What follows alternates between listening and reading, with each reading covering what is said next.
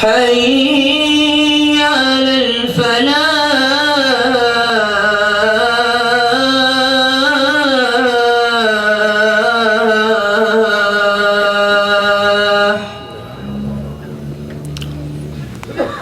الله أكبر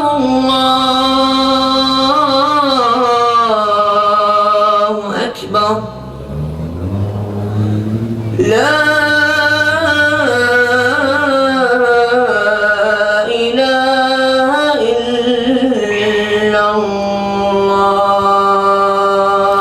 لا إله إلا الله محمد رسول الله صلى الله عليه وسلم. إن الحمد لله نحمده ونستعينه ونستغفره ونعوذ بالله من شرور أنفسنا ومن سيئات أعمالنا. من يهده الله فلا مضل له ومن يضلل فلا هادي له. وأشهد أن لا إله إلا الله وحده لا شريك له. وأشهد أن نبينا محمدًا عبده ورسوله أرسله بالحق بشيرا ونذيرا بين يدي الساعة. من يطع الله ورسوله فقد فاز فوزا عظيما ومن يعص الله ورسوله فقد غوى وضل ضلالا بعيدا.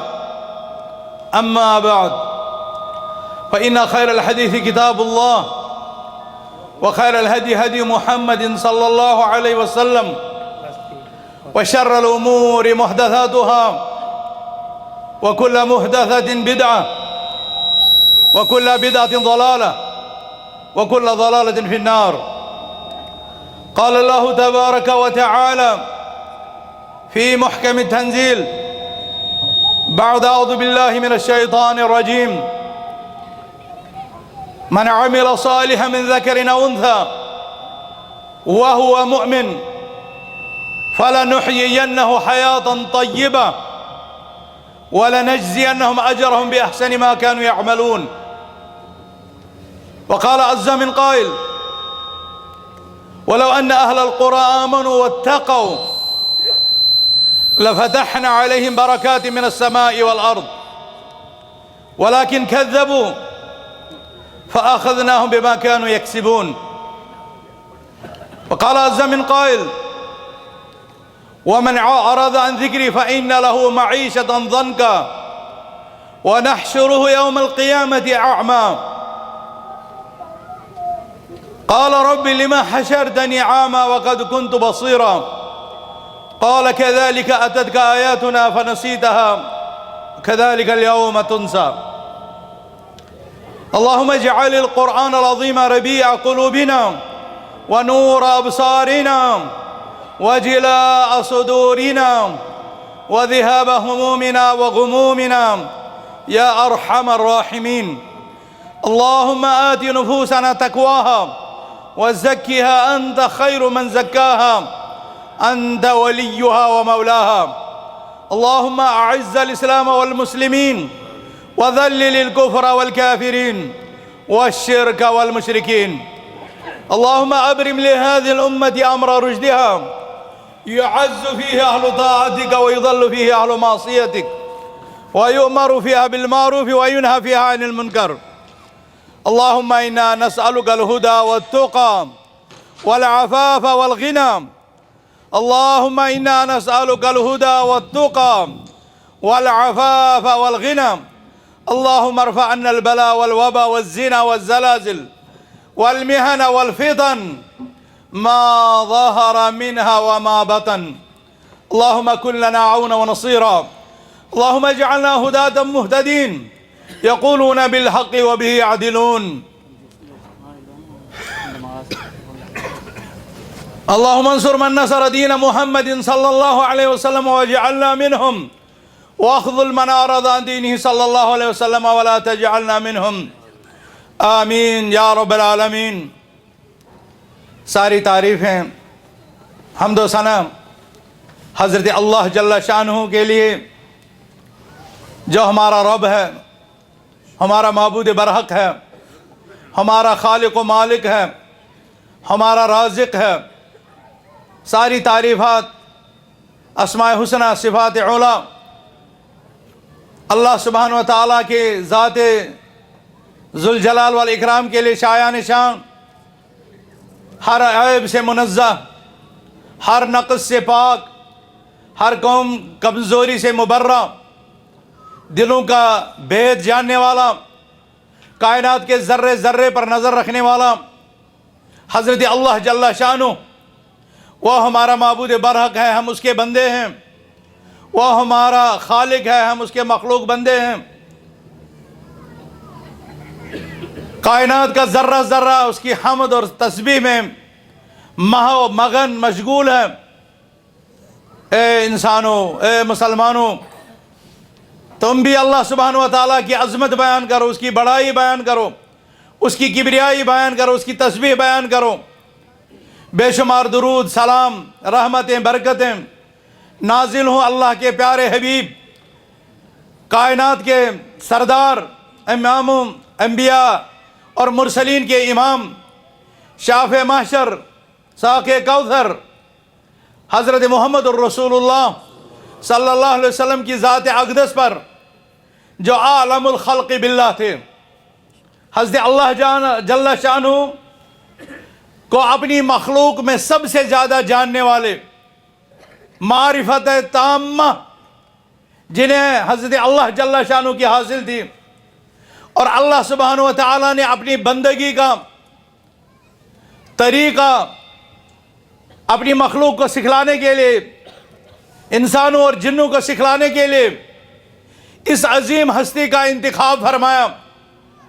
انہیں وہ علم سکھلایا جو وہ پہلے نہ جانتے تھے، اور انہیں سارے جہاں پر فضیلت دی. هو الذي انزل عليك الكتاب والحکمة وعلمك ما لم تكن تعلم وكان فضل الله عليك عظیما. یہ عظمت والے پیغمبر جناب محمد الرسول اللہ صلی اللہ علیہ وسلم، آپ اور ہم سب کے محبوب، جن کی تعظیم ہم پر فرض، جن کی نبوت اور رسالت پر ایمان لانا لازم، اور پھر اس کے تقاضے پورے کرنا ہم اور آپ سب پر ضروری ہے. اللہ نے اپنی اطاعت بھی نبی کریم صلی اللہ علیہ وسلم کی سنتوں کی مطابقت کے بغیر قبول نہیں فرمائی. اللہ سبحانہ و تعالیٰ نے فرمایا وَمَن يُطِعِ الرَّسُولَ فَقَدْ أَطَاعَ اللَّهَ. جس نے اس رسول کی اطاعت کی، فرما برداری کی، اسی نے اللہ سبحانہ و تعالیٰ کی اطاعت کی. مسلمانوں، ہم اس وقت تاریخ کے ایک ایسے موڑ پر، ایک ایسے موڑ سے گزر رہے ہیں جہاں ہماری تعداد کی کوئی کمی نہیں، جہاں اللہ کے نام لیواؤں کا کوئی شمار نہیں. لیکن دوسری طرف دیکھا جائے تو ان کی جو حالت بنی ہوئی ہے، جو کیفیت ہے، وہ بھی کسی سے پوشیدہ نہیں. ایسے عالم میں جب میں قرآن نصوص کی طرف دیکھتا ہوں، آپ صلی اللہ علیہ وسلم کے فرمودات کی طرف دیکھتا ہوں، تو مجھے دنیا میں بسنا والے لوگ 4 خانوں میں تقسیم نظر آ رہے ہیں. جب میں نے قرآن کی آیات پر غور کیا، جب میں نے پیارے رسول صلی اللہ علیہ وسلم کے فرمودات پر غور کیا، تو جو لوگ اس وقت جی رہے ہیں، یا جو ان کے جینے کا طریقہ، سلیقہ اور ڈھنگ ہے، یا ان کی جو تاریخ ہے، یا جو ان کا مستقبل ہے، اسے سامنے رکھتے ہوئے میں نے ان 3 مبارک آیات کا انتخاب کیا، جنہیں میں نے اپنے خطبے کے شروع میں پڑھا. میرے پیارے بھائیوں، بزرگوں اور خواتین اسلام، جو لوگ دنیا میں رہ رہے ہیں، ان کی سب سے پہلی قسم اہل ایمان اور اہل تقوی کی ہے، جنہوں نے اپنے رب کو پہچانا، اپنے الہ اور معبود برحق کو پہچانا، اس کے تقاضوں کو پورا کیا، توحید کے علمبردار بنے، توحید کے منادی اور داعی بنے، اور اس کے مطابق اپنی زندگیوں میں عمل صالح داخل کی، تقوی اختیار کیا، پرہیزگاری اختیار کی. تو ان لوگوں کے لیے اللہ سبحانہ و تعالیٰ نے دنیا اور آخرت کے لیے جو بشارتیں اور جو خوشخبریاں دیے ہیں، وہ ان 2 آیات میں واضح ہیں. اللہ سبحانہ و تعالیٰ نے فرمایا من عمل صالحا من ذكر أو أنثى وهو مؤمن فلنحيينه حياة طيبة ولنجزينهم أجرهم بأحسن ما كانوا يعملون.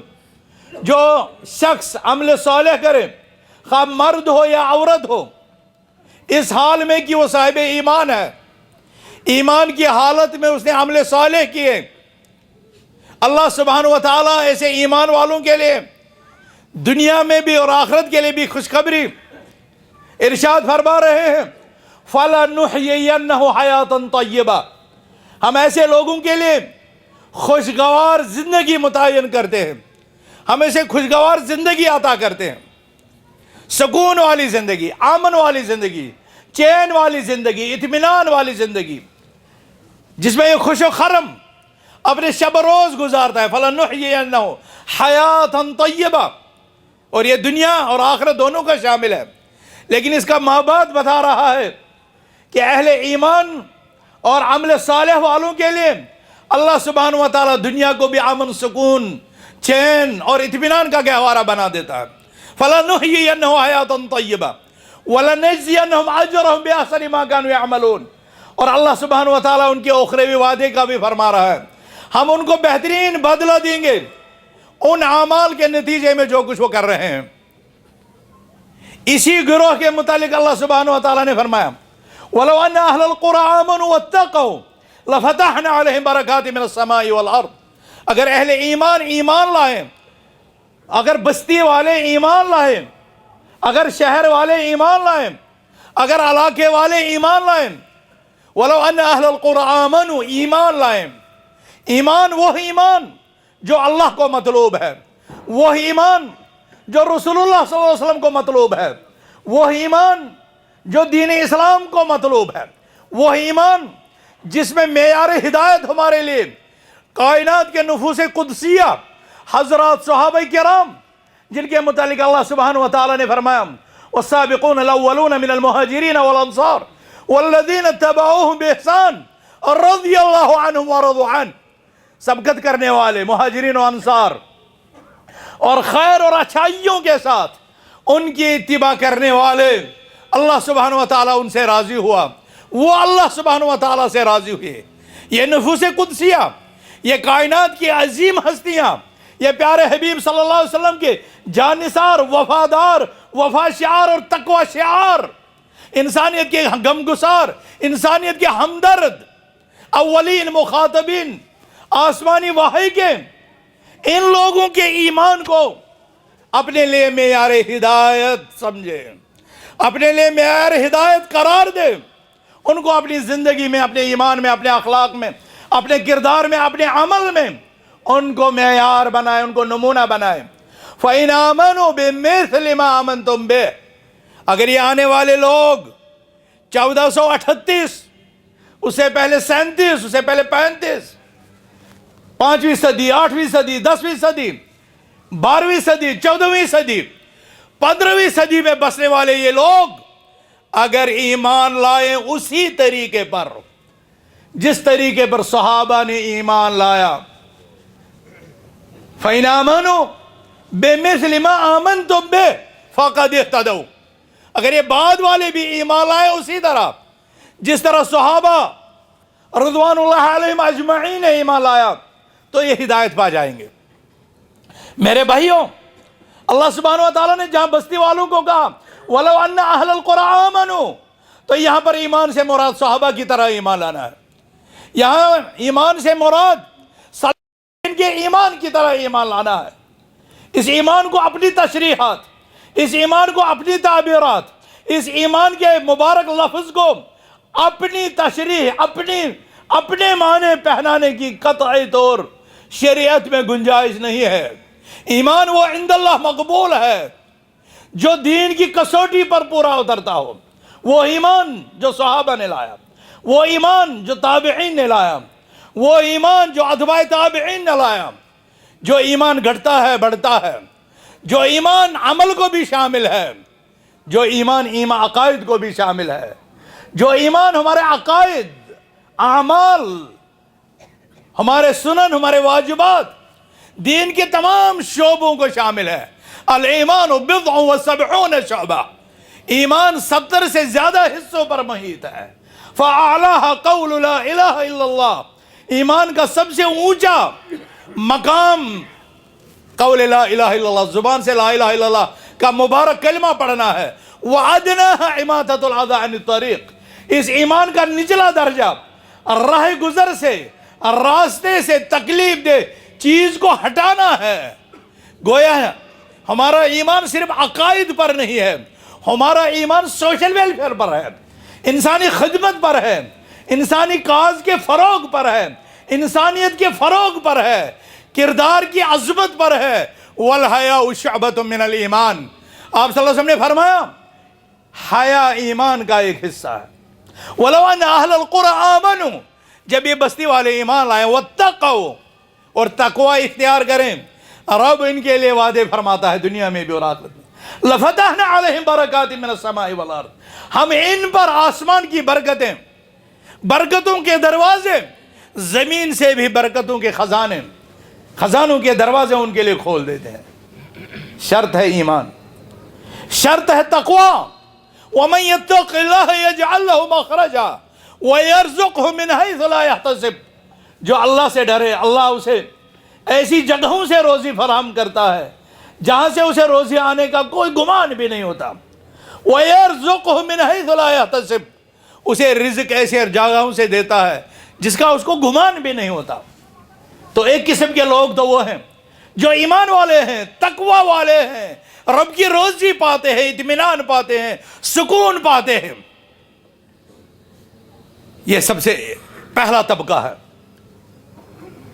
دوسرا طبقہ وہ ہے جن کو ایمان ہے، تقوی میں کوتاہی ہے، اعمال میں کوتاہی ہے، اور ایسے لوگوں کو اللہ سبحانہ و تعالی اپنے بعض کیے کا اس دنیا میں ہی چکھا دیتا ہے۔ وَلَنُذِيقَنَّهُم مِّنَ الْعَذَابِ الْأَدْنَىٰ دُونَ الْعَذَابِ الْأَكْبَرِ لَعَلَّهُمْ يَرْجِعُونَ، رب کائنات ان کی کوتاہیوں کی وجہ سے انہیں دنیا میں ہی کچھ چکھا دیتا ہے، تکلیفیں، سیلاب، زلزلے، جنگیں، بے چینیاں، فقر و فاقہ، کمزوریاں۔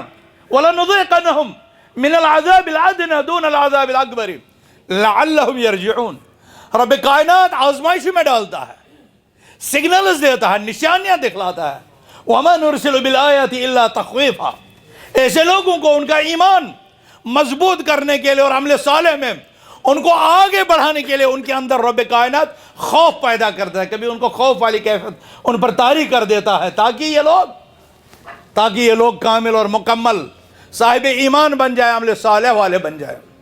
تیسرے قسم کے لوگ جو ایمان کی نعمت سے محروم ہیں، کفر کا ارتکاب کرتے ہیں، کفر کا ارتکاب کرتے ہیں، رب کی ربوبیت کا انکار کرتے ہیں، اللہ سبحانہ و تعالیٰ کی توحید کا انکار کرتے ہیں، لیکن دنیا میں خوش و خرم ہے، رزق پاتے ہیں، مال دولت ہے۔ تو میرے بھائیوں، ان کے اس انجام سے دھوکہ مت کھانا، یہ استدراج ہے اللہ سبحانہ و تعالیٰ کی طرف سے، یہ مہلت ہے ان کے لیے، اور دنیا تو کافر کی جنت ہے۔ جو کچھ اس کے بعد اللہ کے منکرین کو حاصل ہونے والا ہے، اس کے مقابلے میں دنیا میں جس انداز میں جی رہے ہیں، رہ رہے ہیں، یہ تو ان کے لیے جنت ہی ہے، اور اس کے مقابلے میں مومن ان کے لیے قید خانہ ہے۔ آخری قسم وہ لوگ ہیں جنہیں کبھی اس دین کو، اس ذکر کو سننے کی نہ فکر تھی نہ غم تھا، بلکہ الٹا اس سے اعراض کرتے ہیں، حی علی الصلاح کی ندا اور بھاگ پڑتے ہیں۔ دعوت، تبلیغ، تعلیم، تربیت، جلسہ، درس، دعوت، امر بالمعروف نہی عن المنکر کے نام سے ہی بدکتے ہیں۔ تو ایسے لوگوں کی دنیا اور دنیا کے ساتھ ساتھ ان کی عقبہ اللہ سبحانہ و تعالی انتہائی تقدسی، انتہائی قسم پرسی، انتہائی پریشانیوں کا مرکب بنا دیتا ہے۔ دنیا میں بھی پریشانیاں ہی پریشانیاں، اور عقبہ میں تو پریشانیاں تھی ہی، اور عقبہ کا جو عذاب تھا وہ تو دردناک ہے ہی۔ اللہ سبحانہ و تعالی نے کچھ باتوں کی طرف اشارہ کیا، وَمَنْ أَعْرَضَ عَنْ ذِكْرِي فَإِنَّ لَهُ مَعِيشَةً ضَنْكًا، اللہ سبحانہ و تعالی فرماتا ہے جو میرے ذکر سے اعراض کرتا ہے، منہ پھیر دیتا ہے، ہم اس کے لیے انتہائی تکلیف دہ زندگی مقدر کرتے ہیں. فَإِنَّ لَهُ مَعِيشَةً ضَنْكَ، ان کی زندگی انتہائی تکلیف دہ، پریشانیوں سے، فقر و فاقہ سے، جنگوں سے، تکلیفوں سے، بدحالیوں سے، ناچاکیوں سے عبارت ہو جاتی ہے. ایک اللہ کے منکر، اللہ کے دین سے اعراض، اور ساتھ میں ان کی زندگی بھی انتہائی سخت. فَإِنَّ لَهُ مَعِيشَةً ضَنْكَ، یہ حال دنیا میں ہے. وَنَحْشُرُهُ يَوْمَ الْقِيَامَةِ أَعْمَى، رب فرما رہے ہم قیامت کے دن اس کو اندھا اٹھائیں گے. اعمیٰ، قال، اندھے پن کو دیکھ کر کے کہے گا رب لما حشرتنی اعمیٰ، اے میرے رب مجھے کیوں اندھا اٹھایا. وَقَدْ كُنْتُ بَصِيرًا، تھوڑا سا غور کرنے کی بات ہے میرے بھائیوں، میرے بزرگوں، نوجوان ساتھیوں، خواتین اسلام، ہمیں غور کرنے کی بات ہے. یہاں پر رب کائنات دنیا میں صاحب بصارت کو آخرت میں اعمیٰ اٹھائے گا. قال رب لما حشرتنی اعمیٰ، وہ کہے گا میرے رب مجھے کیوں اعمیٰ اٹھایا. اللہ سبحانہ وتعالیٰ اس کو جانتے ہیں. كَذَلِكَ أَتَتْكَ آيَاتُنَا فَنَسِيتَهَا، اسی طرح تمہارے پاس بھی ہماری نشانیاں پہنچی تھی، ہماری آیتیں آئی تھی. كَذَلِكَ أَتَتْكَ آيَاتُنَا فَنَسِيتَهَا، تمہارے پاس ہماری نشانیاں آئی، ہماری آیتیں آئی تھی، تم ان آیتوں کو بھول بیٹھے تھے. ہماری آیتیں آئی تھی. اگر اس میں اللہ تعالیٰ کی تخلیقات نشانیوں کو لیا جائے، ایک مفہوم یہ بھی ہے، اور ایک مفہوم قرآن کی وہ آیتیں جو 23 سال تک رسول اکرم صلی اللہ علیہ وسلم پر نازل ہوتی رہی. اقرأ بسم ربک الذی خلق سے شروع ہو کر کے آخری آیت مبارکہ واتقوا یوما ترجعون فیہ الی اللہ، 6666 آیتیں، 114 سورتیں، 30 پارے قرآن کے. اے میرے بندے یہ تو تیرے پاس آئے تھے. فنسیتہا، تو ان کو بلا بیٹھا. فکذالک الیوم تنسیٰ، آج کے دن تو بھی اسی طرح بلا دیا جائے. کیا ہوگا میرے بھائیوں، بزرگوں، نوجوان ساتھیوں حال جسے اللہ بلا دے گا، اس کا کیا بنے گا. اتنا ہی نہیں بلکہ پیارے آقا حضرت محمد مصطفیٰ صلی اللہ علیہ وسلم، جس کا آپ اور ہم سب دل و دماغ میں یہ امید لگائے بیٹھے ہیں کہ آپ صلی اللہ علیہ وسلم ہماری شفاعت فرمائیں گے. الہ ہمیں ان کی شفاعت نصیب فرما. الہ العالمین ہمیں ان کی شفاعت نصیب فرما. ان کے مبارک ہاتھوں سے کوثر کے جام پلا. اے اللہ ہمیں اپنا دیدار نصیب فرما. دنیا اور آخرت کی سختیاں ہمارے لیے آسان فرما دے.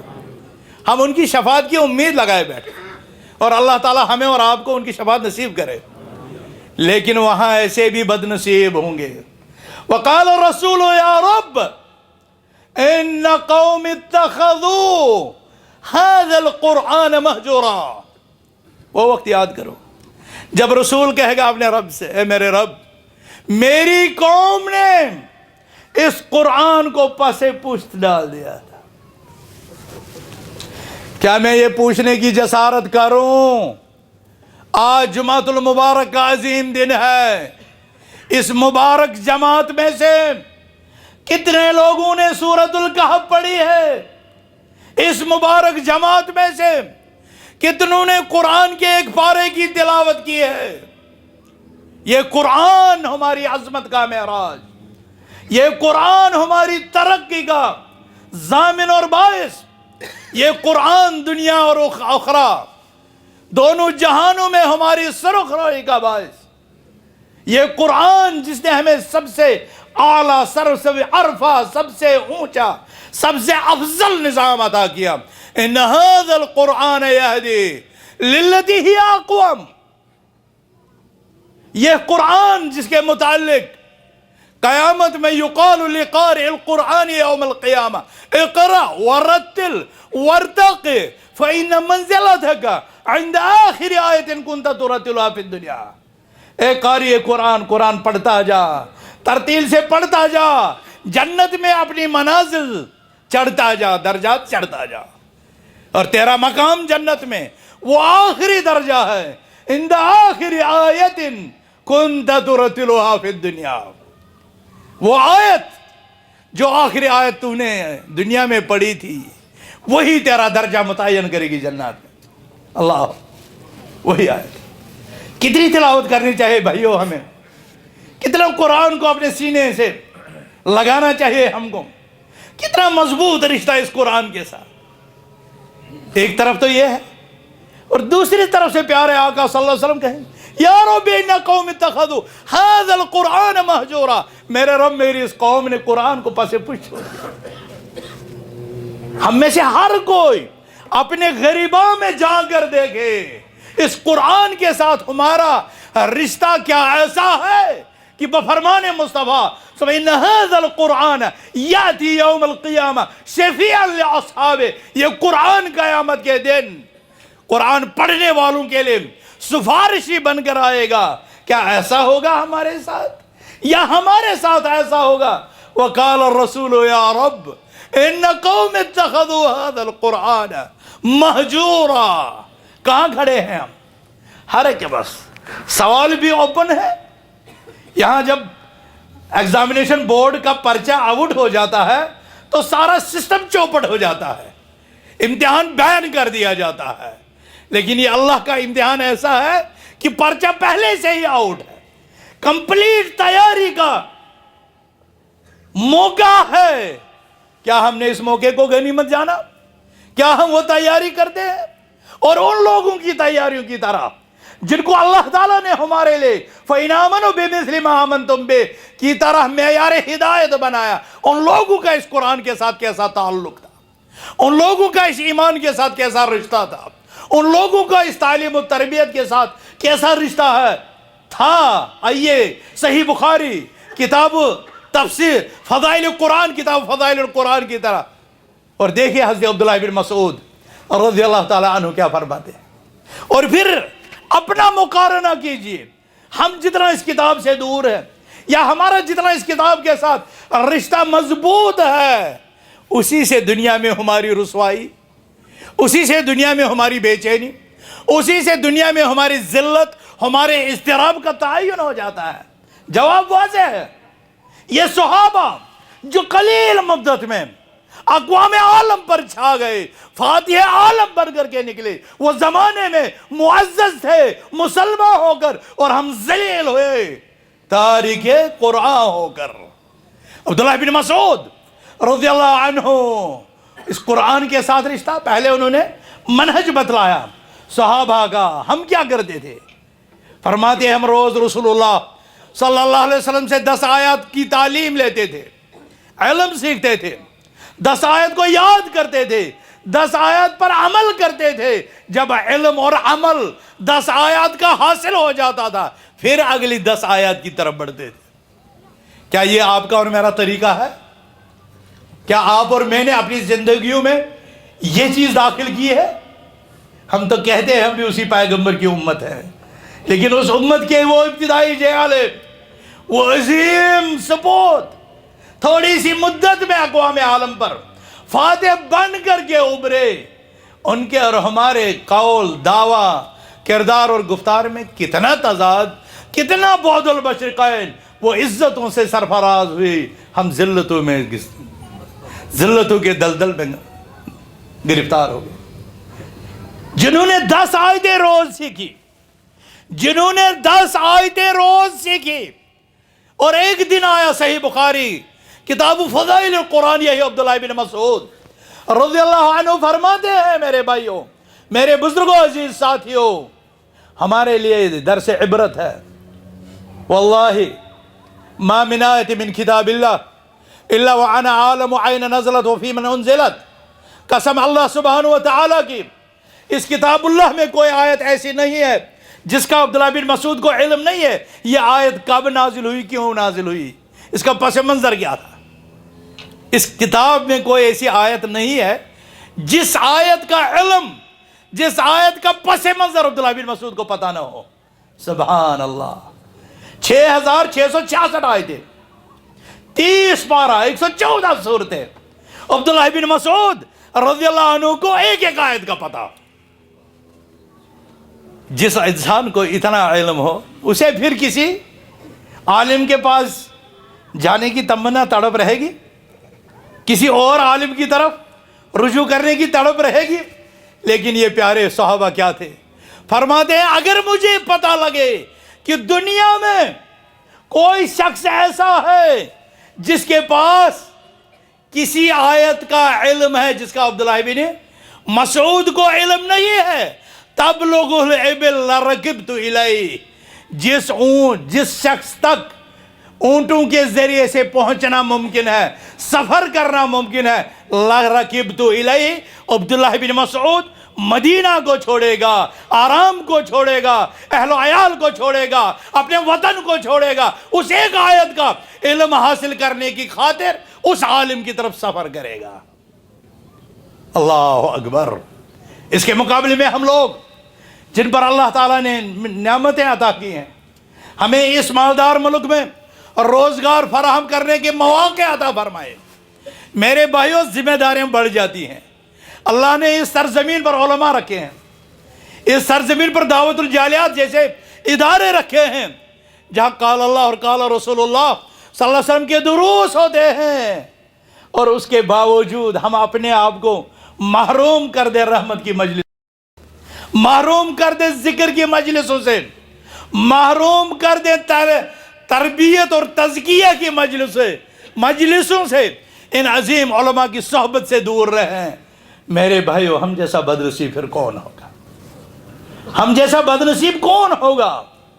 سالمیہ میں قال رسول اللہ پڑھایا جاتا ہے، مسجد فلاں میں قال اللہ پڑھایا جاتا ہے، اس مخیم میں ہر سال میں ایک دفعہ یہ عظیم پروگرام منعقد ہوتا ہے جہاں ہمارے ایمان کو جلا فراہم کی جاتی ہے، جہاں ایمانی تقاضے پیش کیے جاتے ہیں، جہاں ایمانی واقعات بیان کیے جاتے ہیں، جہاں اپنے اسلاف کی سیرت پڑھائی جاتی ہے۔ ہے وَلَوْ أَنَّ أَهْلَ الْقُرَىٰ آمَنُوا وَاتَّقَوْا لَفَتَحْنَا عَلَيْهِمْ بَرَكَاتٍ مِنَ السَّمَاءِ مَنْ عَمِلَ صَالِحًا مِنْ ذَكَرٍ أَوْ أُنثَىٰ وَهُوَ مُؤْمِنٌ فَلَنُحْيِيَنَّهُ حَيَاةً طَيِّبَةً۔ ہمارے بزرگ اسلاف کے قصوں اور ایمانی واقعات سن کر کے زیادہ متاثر ہوتے ہیں۔ کوئی حرج نہیں ہے کہ میں اپنے مختصر خطبے میں حضرت عمر بن عبدالعزیز رحمت اللہ علیہ کی زندگی کے دو مختصر واقعات ان آیات کی مناسبت سے آپ کے پاس رکھ دوں۔ ممکن ہے اللہ تعالیٰ کتنوں کے دل کو بدل دے، کتنے دلوں کی اصلاح فرما دے، کتنے لوگوں کی اصلاح فرما لے۔ الہ العالمین، ہم اس جگہ آئے ہیں اصلاح کے لیے، ہم اس جگہ آئے ہیں سیکھنے کے لیے، ہم اس جگہ آئے ہیں توبہ کرنے کے لیے، ہم اس جگہ آئے ہیں دین کی طرف رجوع کرنے کے لیے۔ الہ العالمین ہماری توبہ قبول فرما، ہمارے گناہوں کی مغفرت فرما، ہمارے عیبوں پر پردہ فرما، ہماری لفظ سے درگزر فرما، ہمیں کتاب و سنت کا بنا دے، ہمیں کتاب و سنت کی مجلسوں کی زینت بنا دے۔ الہ العالمین ہمیں قرآنی اخلاق عطا فرما، ہمیں نبی کریم صلی اللہ علیہ وسلم کے اخلاق عطا فرما۔ حضرت عمر بن عبدالعزیز، بعض لوگ انہیں خلیفہ راشد خامس کہتے ہیں، 99 سے 101 تک انہوں نے اسلامی دنیا پر حکومت کی، خلافت۔ ایک دن اس ایمان کے علم بردار، تقوی کے علم بردار، عدل کے علم بردار امام کے گھر میں بچی چھوٹی سی شکایت کرنے کے لیے آتی ہے، ابا جان محلے کے سارے بچوں کو عید کی خوشیوں میں نئے کپڑے ہیں، میں امیر المومنین کی بیٹی ہوں،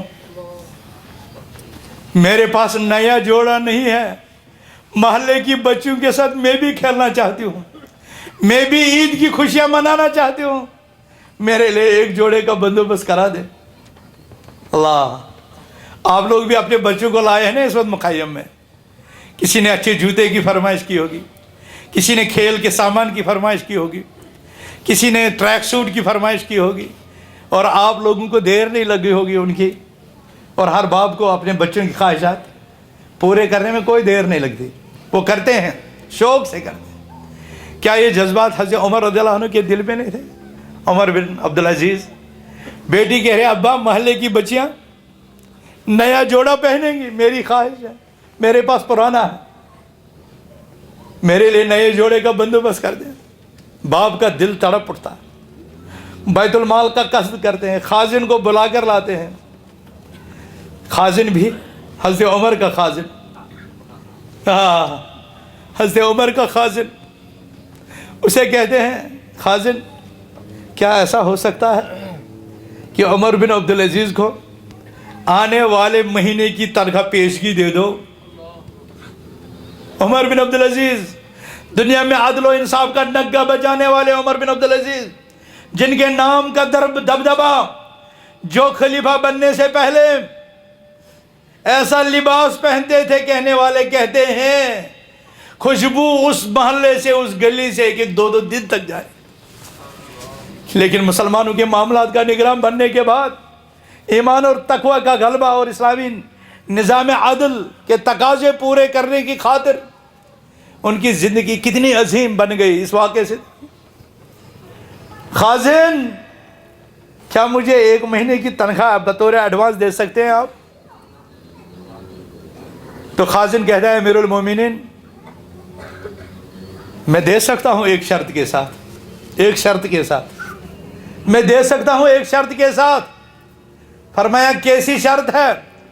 کہ یہ تم لکھ کر کے دو میں اگلے مہینے زندہ رہوں گا، کام کروں گا تو تنخواہ کے تقاضے پورے ہو جائے. اگر آپ ایسا لکھ کر کے دیں. اللہ اکبر. کیا عمر بن عبدالعزیز یہ لکھ کر دے سکتے تھے؟ نہیں دے سکتے تھے. واپس پلٹے، چہرہ ادھرا ہوا. بیٹی سمجھ گئی حالات سے ہی، سارے بچوں کو جمع کر کے لایا اور ان بچوں سے کہا میرے بچوں اگر تم چاہو صبر کرو تو صبر کر لو، تم اور تمہارا ابا دونوں جنت میں ہوں گے، اور اگر چاہو کہ تمہارا باپ تمہاری خواہشات پوری کرنے کے لیے ادھر ادھر ہاتھ مارے تو تمہاری خوشیاں تو بنیں گی لیکن تمہارا باپ جہنم میں جائے گا، آگ میں جلے گا. تو فرمانبردار بچوں نے کہا ابا جان ہمیں آپ کی عاقبت کی ضرورت ہے، سلامتی کی ضرورت ہے، ہم پرانے جوڑوں پر گزارا کر لیں گے، ہم پرانے جوڑوں پر گزارا کر لیں گے، لیکن آپ کا یا کسی کا خیانت اور جہنم میں جانا گوارا نہیں کریں گے. بحثیت باپ آپ اور ہماری بھی ذمہ داری بنتی ہے کہ ہم اپنے بچوں کو ایسا ایمان سکھلائیں، ایسی تربیت دیں، ایسا اخلاق سکھائیں. یہ تو پیغمبروں کا کام رہا ہے، یہ تو ابراہیم و یعقوب، اسحاق و اسماعیل کا کام رہا ہے. ام کنتم شہداء اذ حضر یعقوب الموت اذ قال لبنیہ ما تعبدون من بعدی. تو والدین کا کام رہا ہے بچوں کو ایمانیات سکھانا، ان کو توحید سکھلانا. یہی بچے بڑے ہوئے، عمر بن عبدالعزیز رحمہ اللہ کی دنیا سے نکلنے کا وقت آیا تو خالص 18 درہم ترکے میں ڈالے، پیچھے چھوڑے. اس میں کفن کے لیے کتنا، پھر ہر ایک بچے کو 11 بچوں میں سے ہر ایک بچے کو کتنا ملے گا، یہ حساب تو آپ آسانی سے کر سکتے ہیں. ایک کہنے والے نے کہا عمر اپنے بچوں کے لیے کیا چھوڑا ہے، کیا ان کے مستقبل کے لیے؟ ہمیں تو ہم زندگیاں کھپا لیتے ہیں بچوں کا مستقبل بنانے کے لیے. یہاں اپنی آخرت بگڑی ہوئی ہے، اپنی آخرت بگڑی ہوئی ہے، اپنی دنیا تباہ، اپنی آخرت پر سودا کرتے. بچوں کی خوشیاں، بہوؤں کی خوشیاں، رشتہ داروں کی خوشیاں، ان کی تمنائیں، ان کی آرزویں، ان کی ڈیمانڈیں، ان کے گفٹس حاصل کرنے کے خاطر ہم اپنے ایمان تک کو بخیر بات کہہ جاتے ہیں. زندگیاں گزر جاتی ہیں لیکن آخرت سنوارنے کے لیے اپنی زندگی، اپنی دعوت نجات کی خاطر ہمیں کوئی فکر نہیں ہوتی. کتنا گھاٹے کا سودا. عمر بن عبدالعزیز اپنے بچوں کو کیا چھوڑ کر کے جا رہے ہو؟ ہاں ہے کتنا عظیم جواب دیا عمر بن عبدالعزیز نے، کتنا عظیم جواب دیا. ہمارے اور آپ کے لیے واللہ مشعل راہ ہے، نقش راہ ہے، اسوہ ہے، آئیڈیل ہے، نمونہ ہے، قدوہ ہے. ہمیں اسی کے پیچھے چلنا چاہیے. کئی یکون صالحین. عظیم جواب، ایمانی جواب، تقوی والا جواب. یکونوا صالحین فاللہ یتولاہم. اگر یہ میرے بچے نیک رہے، اگر یہ اچھے رہے تو اللہ ان کا نگہبان ہے، اللہ ان کا ساتھ دے گا، اللہ ان کو دوست بنے، اللہ ان کا سرپرست بنے گا. ان یکونوا صالحین فاللہ یتولاہم، اگر یہ نیکوکار بنیں گے تو اللہ ان کی روزی کا مالک، وَإِن يَكُونُوا غَيْرَ ذَلِكَ فَلَنْ أَتْرُكَ لَهُ مَا يَسْتَعِينُ بِهِ عَلَى مَعْصِيَةِ اللَّهِ، اور اگر یہ نیک نہیں رہے تو میں ان کے لیے ایسے خزانے نہیں چھوڑوں گا جن کو وہ اللہ کی نافرمانی میں۔ اللہ لکھنے والے نے لکھا عمر بن عبدالعزیز کے یہی بیٹے بعد میں اس درجہ مالدار ہوئے کہ ان میں سے ایک ایک بچہ 100 مجاہدین کے تمام ضروریات، ان کے گھوڑوں کا، ان کے تیروں کا، ان کے تمام سامان کا ایک ایک بچہ 100 مجاہدوں کی ضرورتوں کو پورا کرتا تھا۔ اللہ اکبر۔ اس کے برخلاف ہشام بن عبد الملک کی جس وقت وفات ہوئی تو اس کے ایک بچے کو 1 ملین، اشرف کیا ملی 1 ملین 10 لاکھ ان کو وہ ملے، لیکن کہنے والے نے لکھا کہ میں نے ہشام کے ایک لڑکے کو خانہ کعبہ کے باہر بھیک مانگتے ہوئے دیکھا۔ من عمل صالحا من ذکر او انثى وهو مؤمن فلنحيينه حیاة طیبہ ولنجزینهم اجرهم باحسن ما كانوا يعملون۔ میرے بھائیو بزرگوں، ہم سے عمل مطلوب ہے، ہم سے ایمان مطلوب ہے، عمل بھی عمل نہیں، عمل صالح مطلوب ہے، اور وہ بھی بحالت ایمان۔ دنیا میں سوشل ویلفیئر کا کام بہت کرتے ہیں، ریلیف کا کام بہت کرتے ہیں، غریبوں کے علاج کا بہت پلاننگ بناتے ہیں، لیکن ایمان نہیں۔ کلکتہ کے آس پاس رہنے والے جانتے ہوں گے مدر ٹریسا نے سوشل ویلفیئر میں بہت نام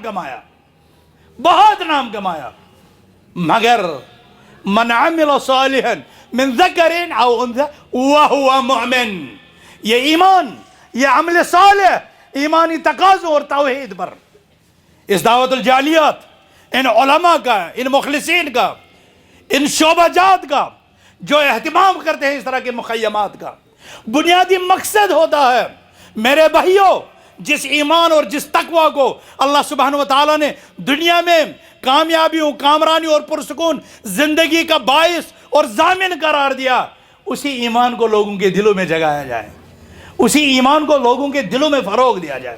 وہ ایمان اگر دل میں جگہ کرے گا تو اس کے فوائد، اس کے ثمرات ہماری آنکھوں سے، ہمارے کانوں سے، ہمارے منہ سے، ہماری زبان سے، ہمارے کلمات سے، ہمارے اعضاء سے، ہمارے ہاتھوں سے، ہمارے پاؤں سے ٹپکنا شروع ہو جائیں گے۔ اس لیے کہ عربی کا محاورہ ہے کل اناء یترشح بما فیہ، ہر برتن سے وہی باہر آتا ہے، ہر برتن سے وہی باہر آتا ہے جو اس برتن کے اندر ہو۔ برتن کے اندر پانی ہو تو پانی باہر آئے گا، برتن کے اندر مٹھاس ہو تو مٹھاس آئے گی، برتن کے اندر شہد ہو تو شہد ہے، برتن کے اندر زہر ہو تو شہد باہر نہیں آئے گا۔ ہم دلوں میں ایمان کو، اپنے چھوٹے چھوٹے بچوں کو، اپنے نونہالوں کو ایمان کی تربیت دے۔ یہ صحابہ کہا کرتے تھے کُنَّا نُعَلِّمُ صِبْيَانَنَا الْإِيمَانَ قبل القرآن، ہم اپنے بچوں کو ایمانیات کا درس دیتے تھے، ایمانیات کی تعلیم دیتے تھے قرآن پڑھنے سے بھی پہلے۔ یہ ایمان کا مقام ہے میرے بھائیوں۔ ان پروگراموں کا مقصد یہی ہے کہ ہم مسلکی تنازعات سے اوپر اٹھ کر کے، ہم آپسی انشقاقات سے اوپر اٹھ کر کے، ہم اپنی زبان، اپنی علاقائیت، اپنے کسی بھی تعصب سے اوپر اٹھ کر کے ہیں کہ کلکم من آدم و آدم من تراب، آدم کی کوئی سرحد نہیں، اسی طرح اسلام کی بھی کوئی سرحد نہیں۔ سیاہ فام ہے، سفید فام ہے، تب بھی ماں باپ آدم اور حوا ہیں، ایک ہی باپ کے بیٹے ہیں، ایک ہی خاندان ہے، ایک ہی نسل ہے، لیکن شعوب اور قبائل میں اللہ سبحانہ وتعالیٰ نے ہمیں صرف تمیز کے لیے، ہمیں صرف تعارف کے لیے تقسیم کر دیا۔ ہماری سب کی ذمہ داری بنتی ہے کہ ہم بھولے ہوں کو ان کا سبق یاد دلائیں، ہم بے خبروں کو خبر دیں دین کی، جیسے کہ رسول اللہ علیہ وسلم کی مقصد کا مقصد تھا امرنی ربی ان اعلمکم ما جہلتم، میرے رب نے مجھے حکم دیا کہ میں بے علموں تک علم پہنچاؤں، بے خبروں تک خبر پہنچاؤں، جاہلوں کو عالم بنا دوں۔ مقصد یہ ہے۔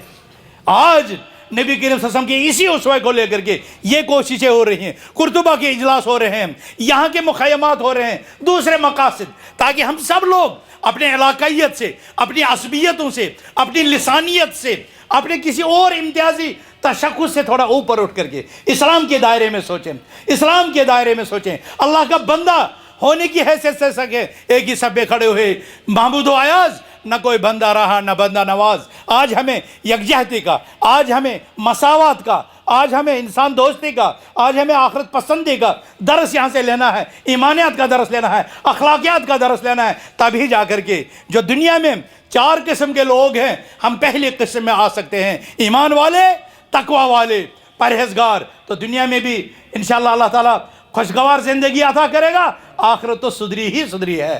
اور آخری چیز، آخری جو گروہ ہے وہ الٹا ہے، جس نے اس دین سے اعراض کیا، جس نے قرآن کو چھوڑا، جس نے اللہ کی یاد کو چھوڑا. اللہ تعالیٰ فرماتا ہے ہم اس کی زندگی کو تنگ بنا دیتے ہیں، ہم اس پر زندگی کا دائرہ تنگ کر دیتے ہیں. فَإِنَّ لَهُ مَعِيشَةً ضَنْكَا. یہ تو دنیا میں ہے، اس کا دائرہ ہی تنگ ہو جاتا ہے. اور آخرت میں یہ طبعی علاج ہے، یہ فطری نتیجہ ہے. ایمان اور تقوی آسمان و زمین کی برکت ہے، اور آخرت بھی سدھر جائے گی. اور اگر ایمان اور تقوی نہیں ہے تو اس دنیا میں بھی دائرہ تنگ، آخرت میں تو خسران مبین ہے ہی. یہ تو فطری چیز ہے، وہ بھی کام ایسا ہے تو اس کا جزا ایسا ہے. اور یہ دوسرا کام ایک خراب ہے تو اس کا نتیجہ بھی خراب ہے. لیکن جو بیچ والے 2 طبقے ہیں، جن کے پاس ایمان ہے لیکن عمل کمزور ہے، یا جن کے پاس کفر ہے لیکن نعمتیں ہیں، تو یہ وہ 2 ہیں جن کی تفصیل آپ نے سنی. ہم اللہ تعالیٰ سے دعا گو ہیں. آئیے ہم اپنے مولا سے دست بدعا رہیں، عاجزی سے، انکساری سے، گڑ گڑاہٹ سے اللہ کے دربار میں روئیں. الہ العالمین، امت مسلمہ 1 ارب اور کچھ کروڑ مسلمان جس بیچارگی، جس مسکنت، جس جہالت، جس فقر، جس فاقے، جس مرض، جن امراض میں مبتلا ہے، جن ذلتوں میں مبتلا ہے، الہ العالمین ہمارے حال پر رحم فرما، امت کے حال پر رحم فرما. الہ العالمین امت کے حال پر رحم فرما. الہ العالمین ہمارے دلوں کو جوڑ دے. الہ العالمین ہمارے دلوں میں ایمان کی جوت جگا دے. الہ العالمین ہمارے دلوں میں ایمان کو بسا دے، ہمارے دلوں میں ایمان کو محبوب کر دے، ہمارے دلوں میں ایمان کو مزین کر دے، ہمارے دل و دماغ میں قرآن کی آیات کی تجلی فرما. الہ العالمین ہمارے دل و دماغ کو قرآنی آیات سے روشن کر دے. الہ العالمین ہمارے چشموں کا سرما قرآنی آیتیں بنے. الہ العالمین ہمارا قرآن سے رشتہ مضبوط کر دے. الہ العالمین نبی کریم صلی اللہ علیہ وسلم کے فرمان سے ہمارے رشتے کو مضبوط فرما. الہ العالمین ہمیں امت واحدہ، جسد واحد بننے کی توفیق عطا فرما. الہ العالمین وہ اختلافات جو غیر کی سازشوں سے اور اپنوں کی نادانیوں سے، الہ العالمین ہمارے درمیان جو اختلافات، انتشارات غیر کی سازشوں سے اور اپنوں کی نادانیوں سے، ان کی کم فہمی اور کم علمیوں سے دھر آئے ہیں، الہ العالمین ہمیں اس انتشار سے نجات عطا فرما. الہ العالمین ہمیں اتحاد و اتفاق کی دولت عطا فرما. الہ العالمین ہمارے مسلمان بھائیوں کو بھائی بھائی بنا دے. الہ العالمین اخوت اسلامیہ کو فروغ عطا فرما. الہ العالمین ہمیں ایک دوسرے کے ساتھ ہمدردی کرنے کی توفیق عطا فرما. الہ العالمین ہم میں سے جو کمزور ہیں ان کا دست و بازو بننے کی توفیق عطا فرما. یتیموں کا کفیل بننے کی توفیق عطا فرما. بیواؤں اور مسکینوں کی مدد کی توفیق عطا کر. الہ العالمین جن لوگوں تک کتاب اللہ، سنت رسول اللہ نہیں پہنچا، توحید کی نعمت نہیں پہنچی، رسول اللہ علیہ وسلم کی سنت کی برکت نہیں پہنچی، الہ العالمین ہم سے اس دین کے پھیلاؤ کا کام لے. الہ العالمین اس دین کی نشر و اشاعت کا کام لے، اس دین کی تعلیم و تربیت کا کام. الہ العالمین ہم میں سے کتنے نوجوان ہیں جو دین کی تربیت سے محروم ہیں، جو روحانی تربیت سے محروم ہیں، الہ العالمین ان کے دلوں کو سنوار دے. اے اللہ تو دلوں کا مالک ہے، تو دلوں کا جوڑنے والا ہے، تو دلوں کا حال بدلنے والا ہے. اللہم یا مقلب القلوب ثبت قلوبنا علی طاعتک. اللہم یا مقلب القلوب ثبت قلوبنا علی طاعتک. اللہم یا مقلب القلوب ثبت قلوبنا علی طاعتک. اللهم حبب إلينا الإيمان وزينه في قلوبنا وكره إلينا الكفر والفسوق والعصيان واجعلنا من الراشدين. أقول قولي هذا وأستغفر الله لي ولكم ولسائر المؤمنين إنه تعالى جواد كريم ملك بر رب رؤوف رحيم.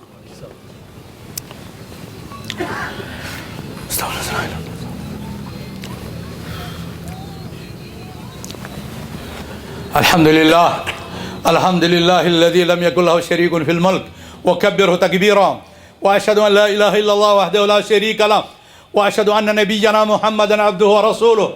قال الله تبارك وتعالى في محكم التنزيل بعد أعوذ بالله من الشيطان الرجيم إن الله وملائكته يصلون على النبي يا أيها الذين آمنوا صلوا عليه وسلموا تسليما. اللهم صل على محمد وعلى آل محمد كما صليت على إبراهيم وعلى آل إبراهيم إنك حميد مجيد. اللهم بارك على محمد وعلى آل محمد كما باركت على إبراهيم وعلى آل إبراهيم إنك حميد مجيد. اللهم ارض عن الخلفاء الراشدين أبي بكر وعمر وعثمان وعلي وعن العشرة المبشرين لهم بالجنة وعن جميع أصحاب نبيك أجمعين وعن التابعين لهم بإحسان وعنا معهم بمنك وكرمك وإحسانك يا أرحم الراحمين. اللهم اغفر لجميع المؤمنين والمؤمنات والمسلمين والمسلمات الأحياء منهم والأموات إنك غافر الذنوب والخطيئات. اللهم انصر من نصر دين محمد صلى الله عليه وسلم وجعلنا منهم واخذل من أعرض عن دينه صلى الله عليه وسلم ولا تجعلنا منهم. ربنا آتنا في الدنيا حسنة وفي الآخرة حسنة وقنا عذاب النار. ربنا اغفر لنا ولإخواننا الذين سبقونا بالإيمان ولا تجعل في قلوبنا غلا للذين آمنوا ربنا إنك رؤوف رحيم. ربنا ظلمنا أنفسنا وإن لم تغفر لنا وترحمنا لنكونن من الخاسرين. اللهم إنا نسألك الهدى والتقى والعفاف والغنى. اللهم اشف مرضانا ومرضى المسلمين واغفر لموتانا وموتى المسلمين. اللهم وحد صفوف المسلمين واجمع كلمتهم على الحق يا أرحم الراحمين. اللهم فرق جمع الأعداء وشتت شملهم ودمر ديارهم وزلزل الأرض من تحت أقدامهم وانصرنا عليهم بعزتك وقدرتك يا عزيز يا قدير. عباد الله رحمكم الله، إن الله يأمر بالعدل والإحسان وإيتاء ذي القربى وينهى عن الفحشاء والمنكر والبغي يعظكم لعلكم تذكرون. اذكروا الله يذكركم وادعوه يستجب لكم. ألا إن ذكر الله أعلى وأولى وأجل وأتم وأكبر والله يعلم ما تصنعون. السلام عليكم ورحمة الله.